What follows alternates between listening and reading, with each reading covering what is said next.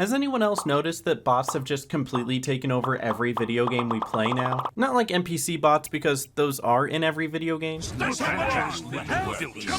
dare you steal from me? Take me down. But I'm talking about like competitive games. And what's even worse is that some developers are trying to deny that they even exist. But before we get into the video, I want to preface that I'm not against having bots in gaming. Everyone has a right to game, and artificial intelligence that don't have any thoughts or feelings should have that right too. Oh wait, that's just the plot to Detroit Become Human. My instructions stipulate that I have to accompany you. You know where you can stick your instructions? No. Where? Okay, but on a serious note, there is a place for bots in gaming. Chess bots exist because sometimes you want to play a fair game of chess against someone of your skill level and don't want someone swearing at you in a foreign language when you beat them. What? And if you think about it, any enemy that you play against in a single player game is essentially a bot too. The problem comes when these bots are inserted into our multiplayer experiences where we're expecting to play against other people, and it turns out those other people aren't people. But I am telling you right now, that motherfucker back there is not real. But where did this come from? Why did it start happening? Like, it's bad enough when I'm trying to contact PlayStation to get some help for refunding some V-Bucks, and in that chat I end up talking to a bot, but now I gotta play against them in my games too? So I had to start from somewhere. Let's back up to the beginning. Not too far back because I could only research so much, but the beginning of my experience with bots at least.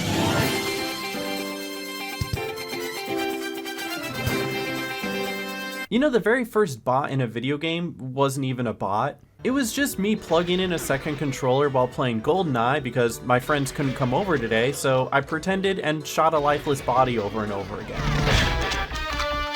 The things we do just to feel something, am I right? What, that was just me? Come on, somebody tell me somebody else did that. Please. I just need to feel less alone. But this got a bit more sophisticated when games like Star Wars Battlefront 2 came out in 2005 and had built-in game modes to play against bots. And I know the first one had this too, but the second one was better, so we're using that as an example. Although you could play this game online, nobody in 2005 knew how to do it, so usually it was just you and maybe some friends playing offline and whooping some AI ass in Galactic Conquest. And I still do that sometimes to this day. Those bots are easy as heck, but it's a ton of fun. Bro, how does your controller unplug? You're literally a bot. Fast forward to CSGO. If you've played CSGO, you know that when you play competitive, when one of your teammates quits out or leaves, it replaces them with a bot. It was basically just a filler body, and the bot was never meant to be good, but rather it was a beacon of information. If the bot died at B, the enemy is probably at B. But it also acted as an extra life. You can tell the bot to stay in spawn, then when you go out and die, you can take control of the bot for the rest of the round, and then die again.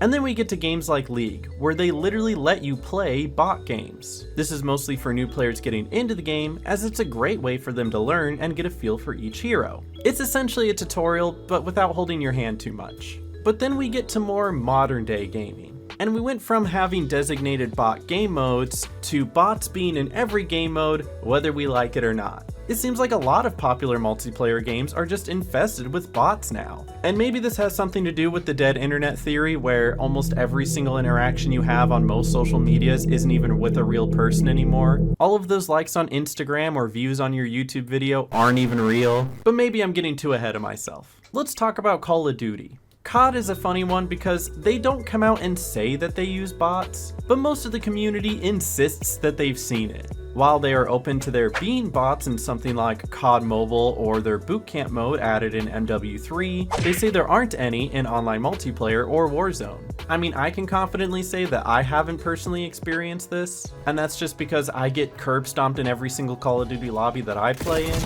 But there's some pretty convincing evidence posted by other players out there. It's really hard to look at this and not think it's a bot. What? Because most of the time, we would believe somebody playing like that is like 6 years old. However, I've seen footage of 6-year-olds play, and they are way better than that. Stop letting your 6-year-olds play Call of Duty. It's making me feel bad. And while doing research for this video, I discovered that Halo Infinite, the most recent entry to the series, not only has bots in their game, but they're renowned as the most human-like playing bots in all of gaming. And I really haven't picked up Halo since the early 2000s, where I was playing Halo 2 doing super jumps with my friends, or when I got Halo Reach in 2010, played it for 3 hours, and then hopped on Call of Duty for the next 15 years. Not a shot at Halo Reach though. I was just a really big Call of Duty nerd back then. But I'm sorry, and I'm better now. No, I'm not. So I wanted to hop back onto Halo for the first time in forever to see what these bots are like.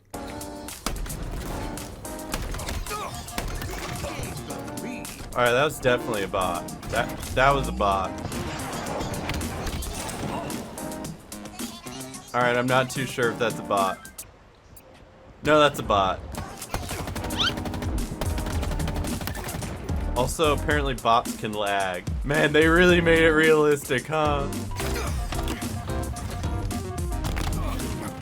Alright, I'll give them that. They are the most human-like bots, but they are still bots. They do not care if they kill you, and they lag like everyone else. But let's look at the greatest offender of them all. The game that pretty much normalized having bots in their multiplayer to the point where we don't even question it anymore. Pre-Fortnite, any game developer's career would be over if people found out that they were infusing their online multiplayer lobbies with bots. But after Fortnite, everybody knows it's happening and nobody cares. So why is that? So in October 2019, Fortnite started Chapter 2 and introduced non-players into the game. And I don't mean the NPCs that you can run up to and purchase weapons or shields from, or boss fights that you would go up against for rare drops.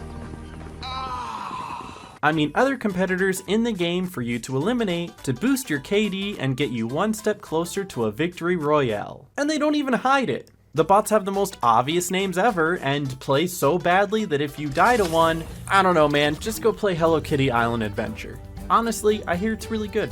But if you're ever questioning if the player you just eliminated was a bot, you can try to check their profile. None of these names register as real profiles on any Fortnite tracker, and that's because there's multiple of them playing in several matches at the same time. They're not linked to any one account, so nothing comes up if you search for them. I've seen the name Oxford Commas in like half of the Fortnite games I've played, and according to the Fortnite tracker, it doesn't exist. And Epic Games has been asked over and over again, hey, why did you do this? And we've gotten a multitude of answers, but it pretty much boils down to this. Number 1, to help new players and balance skill-based matchmaking. While this is accurate, it's not the full story. So yes, if you boot up a brand new account and play for the first time, your lobby will be mostly bots with just a few other players in it too. I tried it with a brand new account myself, and I'm convinced every player in the first game was a bot. Every single one. And there's our friend Oxford Commas again, somehow always in my game. I've also heard rumors that console names can appear as bot names in the game, so sometimes it's just a kid playing his Switch, but most of the time it's a bot. It's to make sure that you can actually land, loot, and maybe even get a couple gunfights in before getting steamrolled by someone smurfing on a new account. This also accounts for players who take long hiatuses and come back to the game after a while. It seems they put a few extra bots in your lobbies to help you ease back into the game. And the longer you play and the better you get, there'll be less and less bots. But never zero. The bots never fully go away. So there has to be another reason, right? That brings us to number 2, population, which I have to completely disagree with. Epic Games claims they added bots to help fill lobbies during slow times, or in servers that there aren't a lot of players in. However, there are tens of thousands to hundreds of thousands of players playing in any of the Battle Royale modes at any given time. If me and my friend queue at the same time on the same server and don't get into the same lobby, but there's still bots in that lobby, then I'm not going to believe that they're having any trouble trying to fill these lobbies. So that's when it comes down to the secret third option, the one they don't tell you about, but makes a lot of sense when you think about it. And that is player retention. There's an age-old secret that comes with most live service video games, and a formula that nearly every single one of them follows, especially when that game is free to play. Whether it's Fortnite, Valorant, Fall Guys, League of Legends, or whatever else that you play, that equation is player retention equals money. The longer you can get a person to play your game, the more likely they are to spend money on it. The game is already free, so psychologically, what's $5 here and there for some cosmetics? $10 for a battle pass with a lot of free stuff? Even though I know I'm not going to use 95% of it? Sign me up!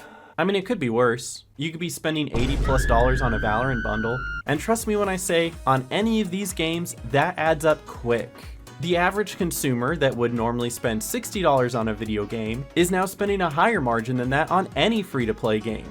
In 2018, the average player spent $84 on in-game purchases in Fortnite, and in 2020, that was up to $102. And then you've got people literally spending thousands of dollars. This isn't me, by the way. It's my friend, Tim. And I feel like at this point, it's pretty obvious how this links to having bots in Fortnite, right? Imagine you boot up Fortnite, queue a quick match, land, and die immediately.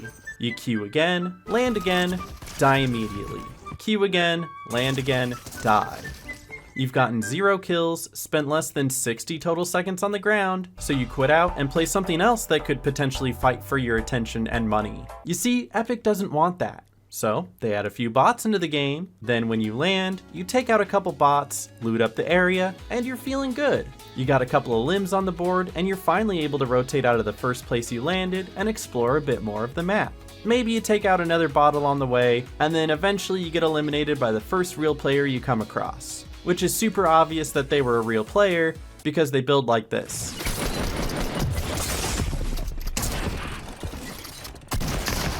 That's embarrassing. So look at me, look at me. You're not stupid. You know that every kill you got up to that point were bots. But didn't it kind of feel good to get a little farther in the game? And what you might not have realized is you just spent longer in that one match than you would have in those 3 other matches where you died right away, all combined. And you might even feel good enough to play a second game now. And Epic Games has successfully gotten you to play for longer. Maybe you're even smarter than that and you know not to spend extra money on these games because you have a budget, or you just realize that you're not going to use those cosmetics. But imagine that on a much greater scale. There's over 1 million players playing Fortnite every single day, and then giving each of them approximately 20 to 30% more playtime is an insane amount of time and potential for more money. And Epic Games has proved that this works, which is why they still do it, nobody complains about it, and now every other game has followed suit. Look at Marvel Rivals. I finally tried it out for the first time the other day. I've heard from so many other people that it's like Overwatch but better. And nearly everyone on my Twitch feed is constantly streaming it. And then Twitch also said that they would pay me to play it for an hour, which was only about enough money for lunch at Taco Bell, but I figured, yeah, what the heck, right? My first few games went surprisingly well, and I got many eliminations without getting a lot of deaths, as one would assume, coming from a professional gamer as myself. And I even queued up with friends and prepared for us to steamroll the competition, which we pretty much did, until I got the air taken out of my tires when one of my friends informed me that was a bot lobby, which makes the 20 KO streak make a lot more sense now. And I firmly believe it because the next match we got put against real players, and you can probably guess exactly how that went. I think I'm dead. But being a new player in Marvel Rivals, I didn't know any different. And the game successfully got me to play a little bit longer because I was doing well. So it makes sense that they give you a mix of playing games against people you're better than so that you do well and have fun, and then put you against a team of players that's far better than you so that that team can have some fun. And of course, as much as possible, giving a fair matchup to provide a competitive game. But balancing all of that isn't the easiest to do, so just throw some bot lobbies in the mix without telling anyone, and now your player retention is through the roof. And the only time Overwatch 2 could even compete for viewership was when they dropped their new season, so Marvel Rivals is sitting pretty on its new throne, and I don't see it going anywhere anytime soon. But isn't it funny that a brand new game that just came out is randomly filling you against bot lobbies, and we're all just kind of accepting it? So is this ever going to stop? The short answer is no, definitely not. There's too much money to be made, and the results have spoken for themselves. I don't think these gaming developers think that we're dumb and trying to pull a fast one over on us, pretending that these bots are real people, except Activision. We're on to you, because it is a fact that many of them are open about the fact that these bots exist. While I was trying out the new Sonic Racing Crossworlds beta, I noticed that the first several races filled the lobbies halfway with bots. and they even have little bot symbols next to them so you can see which ones they are. Developers don't care that you know that they're there. What they do care about is that the bot's existence keeps you coming back and playing more. And what players care about is that now they feel a little bit better whenever they play these games. They're not always dying right away, and they're not always coming in last place. And when it comes to a casual gaming experience, isn't that what you want? It makes all of these games more accessible to new players and provide a more relaxing experience to those who don't want to take every game they play so seriously. So because of that, this is the new norm. But here's what you can do about it. The real major factor to fight against this is discipline. If you know that most of this is a psychological scheme to get you to spend more money, you've already won half the battle. Now, I'm not going to tell you what to do with your money because, hey, they had the Hatsune Miku skin in Fortnite. That's pretty awesome, and I completely understand wanting to buy that. But maybe just keep a budget. Buy that Hatsune Miku skin, and then don't buy anything else from Fortnite for the next 3 to 6 months. Stay conscious about how much money you put into these games, and don't let it turn into paying the game more than it's worth. Besides, you can't use all the skins at the same time, otherwise it would look like this. But let me know what you guys think. How much money have you spent on these games? Don't tell me that, it'll make me sad. Like, comment, subscribe. Check out the video up here. I'm gonna enjoy my new chair, that's what I'm gonna do. That's the stuff.